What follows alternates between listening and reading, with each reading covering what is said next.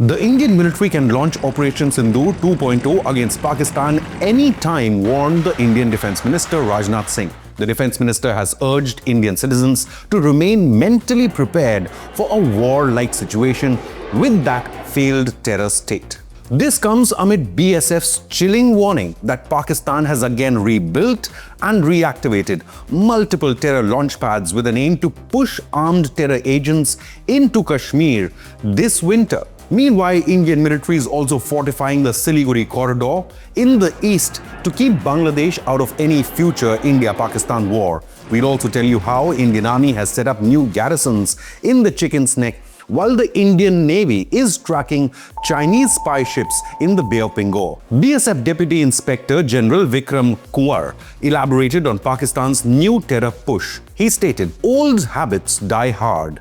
12 terror launch pads have become active near the international border in Pakistan's Sialkot and Zafarwal areas. The other 60 launch pads have come up in areas across the LOC near Jammu." Unquote. On searching for news reports on India-Afghanistan, we found out that Inconnectnews story is ranking among the top 5 in Google News videos among all news channels. I am Shobit Mittal and I request you to subscribe to Inconnect News, most informative content on defense, geopolitics and economy.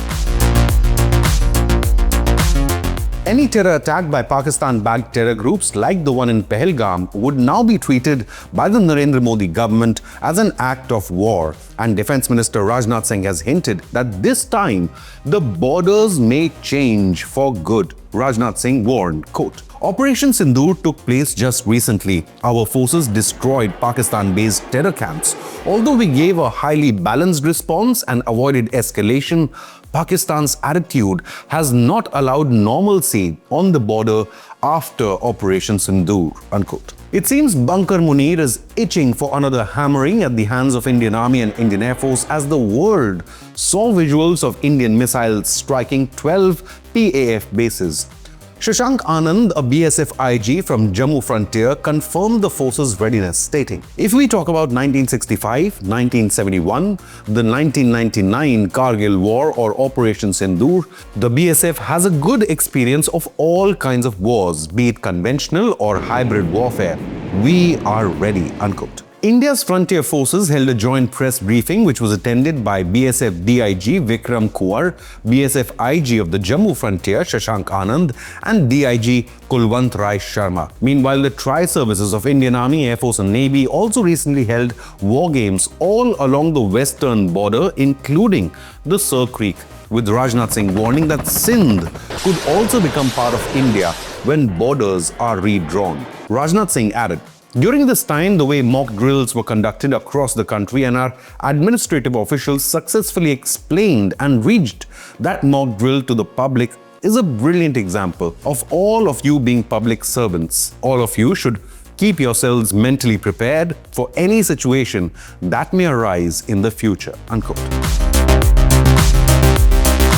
The Indian military smashed terror camps in 9 different Pakistani cities during Operation Sindoor in May. The precision strikes were launched in response to the brutal Pahalgam massacre, in which a Pakistan-backed Islamist terror group massacred 26 Hindus in Kashmir in front of their families. At the press briefing, BSF DIG Vikram Kunwar also revealed that Pakistan is rattled by India's large-scale counter-terror military operation Sindoor, and as a result, Islamabad has now relocated nearly 72 launch pads deeper inside Pakistani territory. BSF DIG Kunwar explained, "After the BSF destroyed many terror launch pads along the border during Operation Sindoor, the Pakistan government moved these facilities into deeper areas. Around 12 launch pads are operating from depth zones in Sialkot and Zafarwal, not directly on the border. Another 60 launch pads are working in other depth areas away from the border." Unquote. The BSF officer also confirmed that the exact number of these launch pads, along with the number of terror agents involved, is not clear yet, as they continue to change. He noted that if Pakistan were to resume their cross-border operations again, Indian forces would respond and inflict heavy losses on the enemy. DIG Kumar added, "They do not sit there permanently. These launch pads are generally active when terror agents have to be pushed into India. They are not kept in more than 2 or 3 groups." Unquote. He also elaborated how terror groups like Jaish and Lashkar are now not keeping all agents at one location, fearful of an Indian military strike. The BSF official spoke on the new terror strategy being noticed, stating, "Earlier they used to have areas marked where those belonging to Jaish would be active on the downside and those from Lashkar would be active on the upper side. After Operation Sindoor, they formed a mixed group. Those who want can get training in a mixed group." Unquote. During Operation Sindoor, Indian forces also destroyed 11 well-defended Pakistani air bases, and the Pakistan leadership has still not been able to recover. 6 months after India's strikes, Pakistan is still reportedly rebuilding its primary air bases, including Noor Khan. BSF meanwhile destroyed multiple Pakistani border checkposts as well during the 3-day war, BSF official added. It took them a lot of time to recover from the damages inflicted by the BSF. In some locations, they tried to strengthen their defense, but all of the activities are under our surveillance. When we get a chance, we will take proper action." Unquote.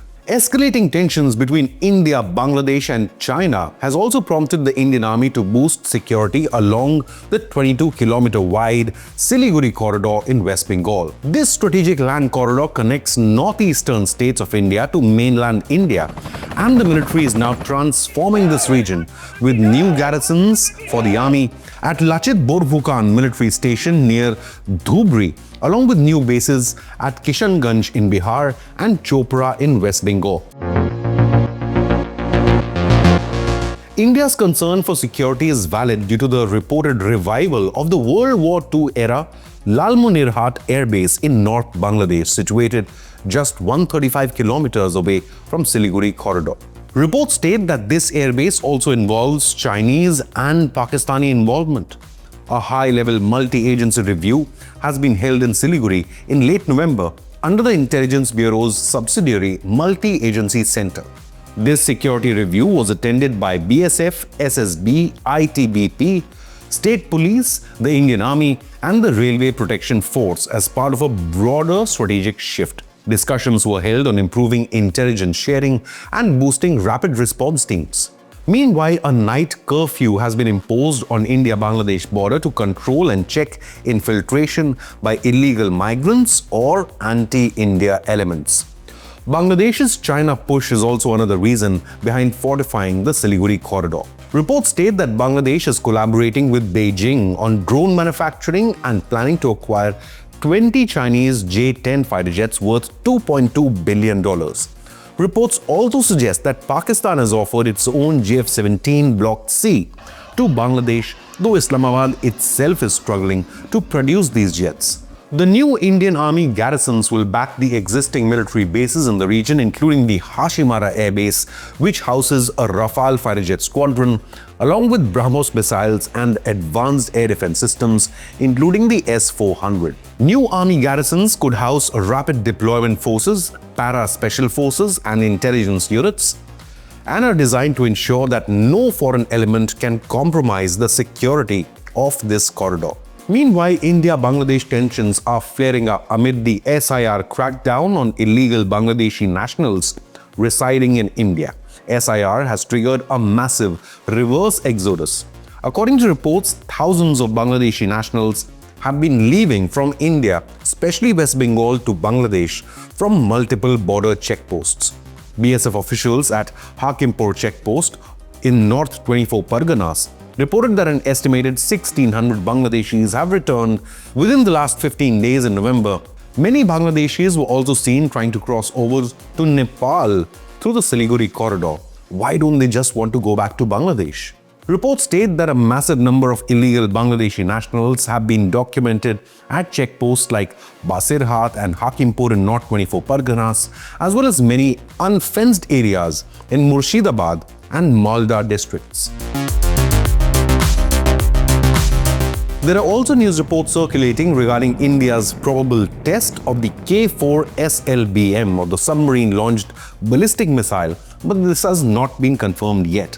The speculation is that India recently issued a huge NOTAM for this missile test from the 1st to the 4th of December over the Bay of Bengal, covering almost 3,500 kilometers from the coast of Visakhapatnam. A huge no-fly zone was issued over this entire region. What is interesting is that moments after India issued this NOTAM, China also began to deploy a set of its research vessels in the Indian Ocean. Reports state that 4 Chinese research vessels, Lanhai 101, Lanhai 201, Shenhai Yi and Shenyan 6 are now situated in this region. These vessels are equipped with the capability of collecting oceanographic, bathymetric or acoustic data, and all of them are of military value. This has been called one of the densest clusters of Chinese spy ships and activity in this region. However, the Indian military postponed its missile test. Instead, the Indian Navy is now tracking the movement of these Chinese vessels. Indian Navy chief also rubbished reports that the missile test postponement was linked to the presence of any Chinese vessels, calling such reports figment of imagination. Admiral Dinesh Tripathi added, "This could also be somebody's figment of imagination, maybe planted. But in the past, we have noticed the appearance of survey ships and satellite tracking ships in our area of interest. And in the past, sometimes we had to recalibrate our own activities. And this is happening worldwide. This is a normal practice that happens in all parts of the world," unquote. In the past, the Indian Ocean region has witnessed the deployment of Chinese tracking vessels like Wan Wang or Quanlong class ships, all of them strangely aligned with India's missile test timings. This is a pattern of China that Indian officials call unmistakable. The Indian Navy could play a huge role in the next conflict. This after Defence Minister highlighted how Pakistan's Sindh, which includes Karachi and the Sirkari border, could become a key part of the puzzle. क्या पता कल को सिंध भारत में फिर से वापस आ जाए. In his biggest warning yet, Rajnath Singh had boldly declared that borders can be changed. He stated, "Today the land of Sindh may not be part of India, but civilizationally, Sindh will always be part of India. And as far as land is concerned, borders can change. Who knows, tomorrow Sindh may return to India again." Rajnath Singh had also spoken on POK, or Pakistan-occupied Kashmir, while addressing an Indian community in Morocco earlier this year, and stressed that that part of Kashmir must be returned to India. और POK के लोग स्वयं ये कहेंगे मैं भी भारत हूं. Historically and legally, POK belongs to India. Even in 1947, the King of Jammu and Kashmir, Maharaja Hari Singh, lawfully acceded the whole of Kashmir to India and not to Pakistan. Rajnath Singh added, "POK will be ours on its own.